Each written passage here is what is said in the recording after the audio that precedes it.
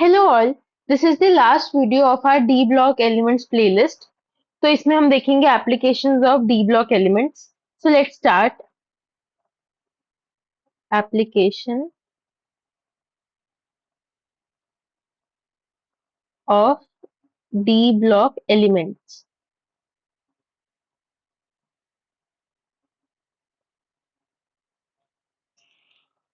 Basically इसमें हम uses ही देखेंगे, uses of these elements कौन कौन सी इंडस्ट्री में यूज होते हैं, that is इनकी रियल लाइफ एप्लीकेशन क्या क्या है.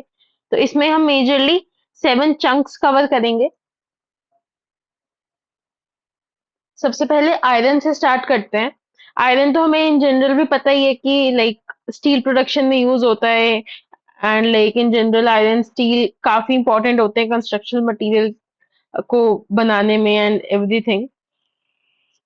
तो इसे देखते हैं सबसे पहले.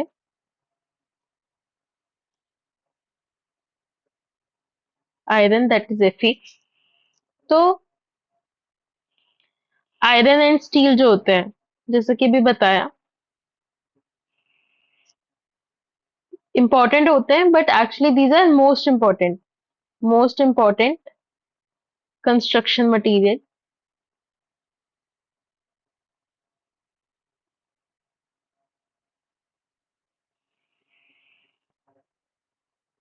अब लाइक उसका प्रोसेस एक बार देख लेते हैं ये बनाने का. उसका प्रोसेस क्या है. सो क्या होता है कि आयरन ऑक्साइड जो है उसे लेते हैं एंड देन इसकी रिडक्शन कराते हैं. Then we do impurities removal of impurities.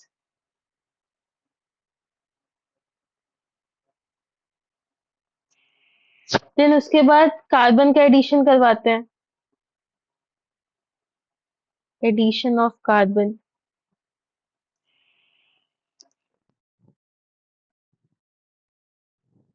And उसके बाद एडिशन ऑफ alloying metals.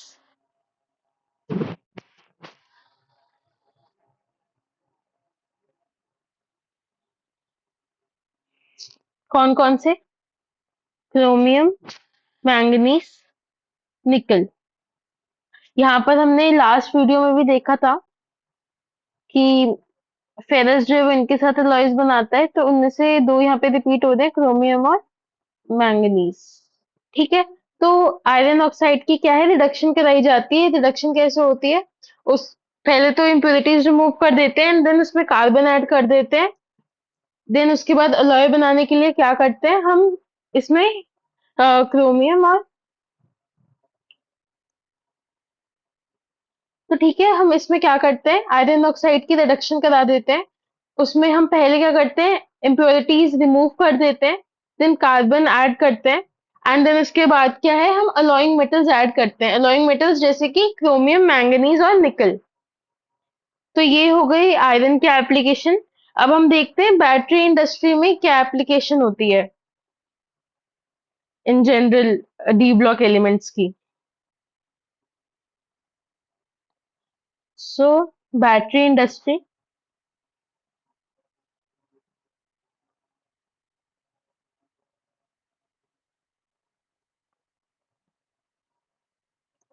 सो अब इसमें क्या होता है, दो इंपॉर्टेंट पॉइंट्स हैं. एक तो जो MnO2 है, कि MnO4 की वीडियो में याद होगा MnO2 कितनी बार आया था, तो MnO2 उधर एप्लीकेशन में भी आ रहा है. MnO2 जो है वो यूज होता है फॉर ड्राई या फिर लिकलैंड सेल.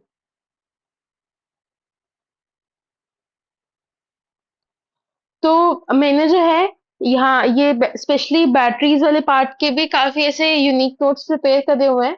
तो जल्दी उसकी प्लेलिस्ट भी आएगी, तो उसमें भी देख सकते हो. तब भी जब हम ड्राई सेल डिस्कस करते हैं उसमें भी बताया कि MnO2 से फिलिंग होती है. देन उसके बाद जिंक, निकल और कैडमियम भी यूज होता है इसमें. तो बैटरी इंडस्ट्री के लिए ये पॉइंट्स हैं.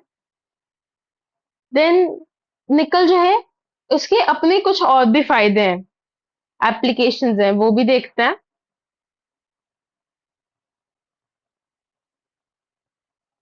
निकल। सो इसमें क्या है, ये जो है हाइड्रोजनेशन ऑफ फैट्स में यूज होता है। ऑर्गेनिक केमिस्ट्री में कभी कभी देखा होगा ना, हाइड्रोजनेशन के लिए सरफेस प्रोवाइड करता है। Hydrogenation of fats. उसके अलावा निकल कॉम्प्लेक्सेस बनाने में यूज होता है। एंड वो फर्दर जो है पॉलीमराइजेशन ऑफ एल्काइंस एंड बेंजाइड्स उसमें काम आता है। तो जो निकल कॉम्प्लेक्सेस होते हैं, निकल से निकल कॉम्प्लेक्सेस जो बनते हैं, उनका क्या पर्टिकुलर यूज है कि वो पॉलीमराइजेशन में हेल्प करते हैं।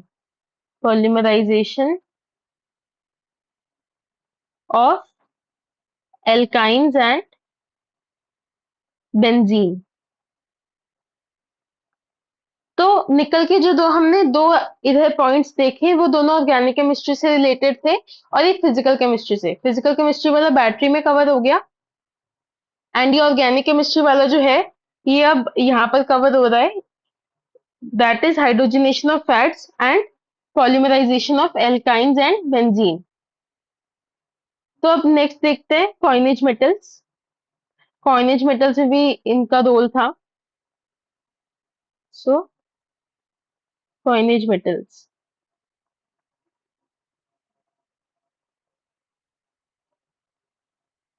तो जो ग्रुप 11 के एलिमेंट्स हैं, group 11 elements, copper, silver, gold. अब ये तो हमें पता ही है कि सिल्वर और गोल्ड जो है वो क्या होते हैं। जैसे सिल्वर और गोल्ड जो है, दीज आर कलेक्शन आइटम्स। इनसे पहले सिक्के भी बनाए जाते थे। तो इसमें पर्टिकुलरली दो काफी काफी इंपॉर्टेंट चीजें जो याद रखनी है, ये पूछ सकते हैं। Composition. First one is UK copper coins. UK copper coins जो है, वो क्या होते हैं, कॉपर कोटेड स्टील। कॉम्पोजिशन पूछ सकते हैं, या किसी भी तरीके से ट्वीक करके क्वेश्चन पूछा जा सकता है। तो काफी इंपॉर्टेंट चीज है कि यूके कॉपर कॉइन्स जो है, वो है कॉपर कोटेड स्टील। और यूके सिल्वर कॉइन्स जो है, वो अब आप देख के बोलोगे कि वो सिल्वर कोटेड स्टील होगा, बट नहीं, ऐसा नहीं होता है। वो है कॉपर एंड निकल, या फिर निकल के alloys. So these are like very very important, इन्हें याद रखना।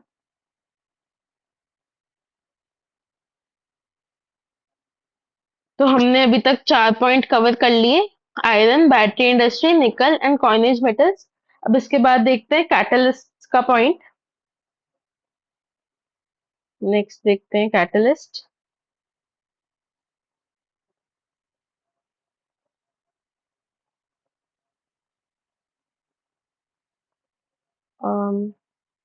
थोड़ा और अच्छा बनाने के लिए किसी और कलर से लिखते हैं। Let's take this. ये ले लेते हैं।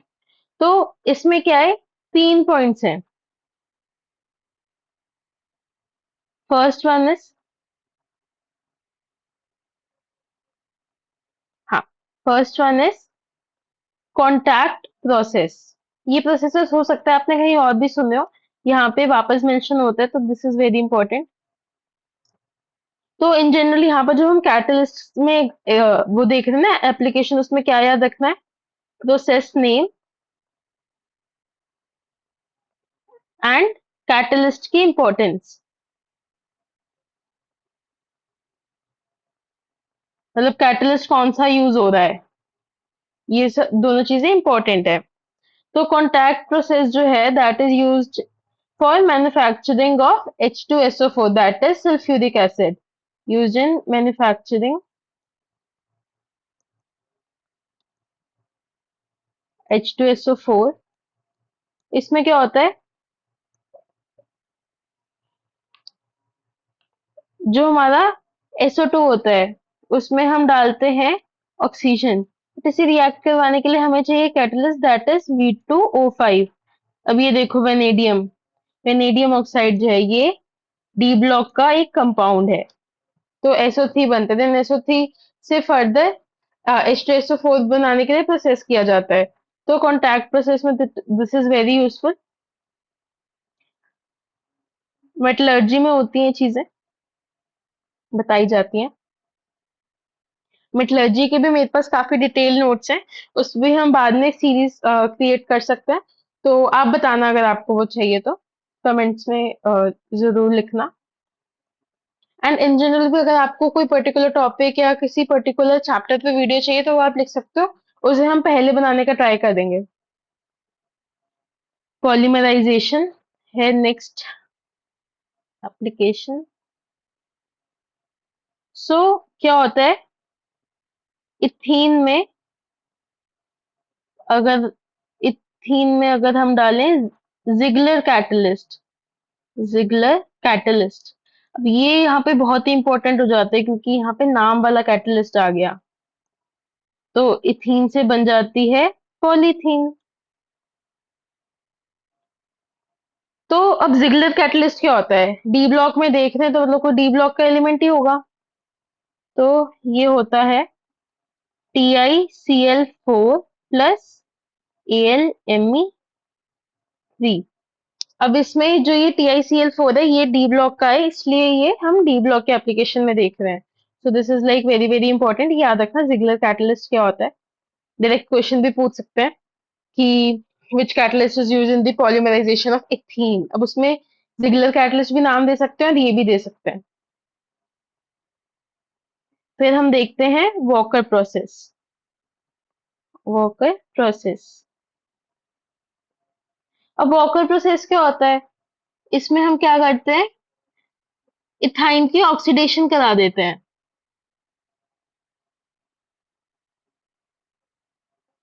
इथाइन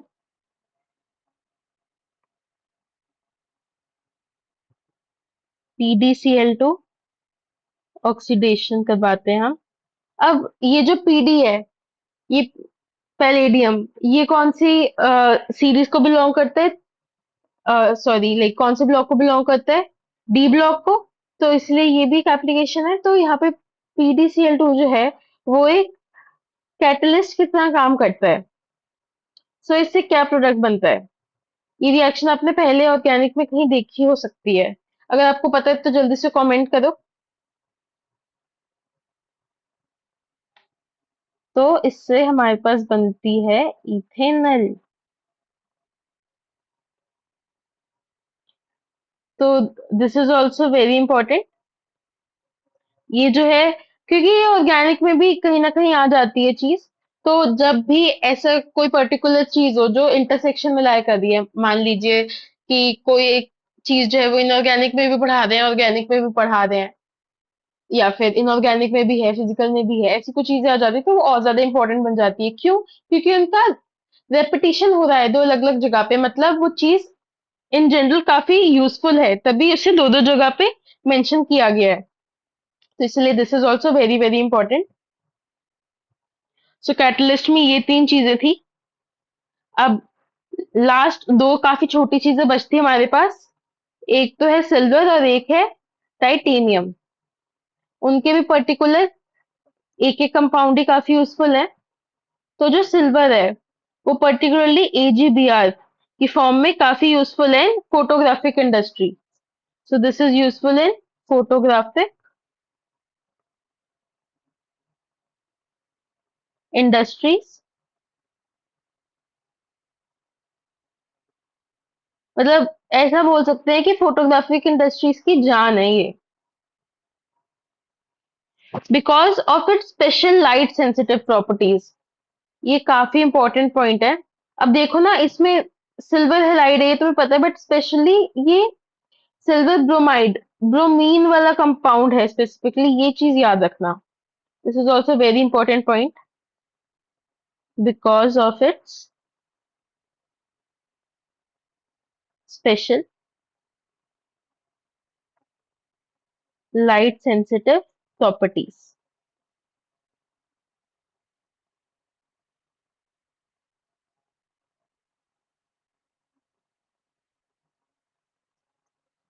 काफी इंटरेस्टिंग प्रोसेस रहता है, इसे ऐसे सॉल्यूशन में डिप करते हैं फोटो को एंड उसके नेगेटिव से जब क्रिएट करते हैं वो सब।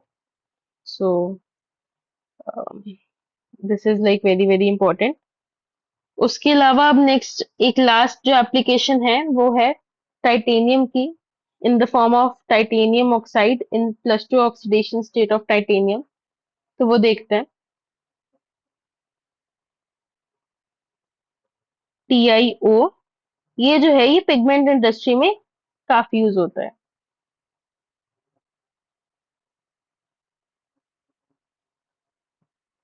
तो हमने 7 एप्लीकेशंस देख ली। इसी के साथ हमारा डी ब्लॉक जो है वो कंप्लीट होता है। आई वुड स्ट्रांगली सजेस्ट कि जो मैंने नोट्स हर वीडियो के डिस्क्रिप्शन में अपलोड किए हैं, आप वो हर वीडियो देखने के बाद एक बार गो थ्रू करें। लास्ट में मैंने समरी भी बताई होती है, तो एक बार पढ़ के समरी देखने के बाद नोट्स वापस देख के आपकी वो चीज काफी ज्यादा मेमोरी में फिट हो जाएगी एंड लॉन्ग टर्म याद रहेंगी आपको वो सब चीजें। एंड उसके अलावा कंबाइंड नोट्स का पीडीएफ एंड इस लेक्चर का पीडीएफ भी मैं डिस्क्रिप्शन में डाल दूंगी। एंड जो मेरे हैंड रिटन नोट्स हैं, मैंने जो खुद जेई के टाइम पे बनाए थे, मैं वो भी डिस्क्रिप्शन में डाल दूंगी। आप उनको भी रेफर कर सकते हैं, कंटेंट सेम ही है। हो सकता है थोड़े ऊपर नीचे चीजें लिखी हो, but content is the same. So do check them out.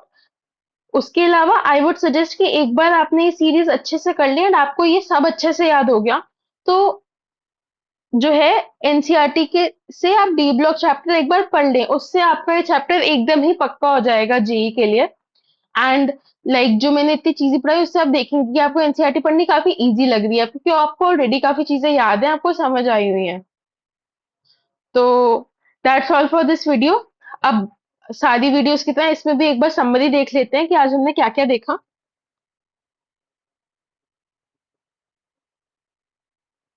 तो हमने स्टार्ट करा application of D block elements.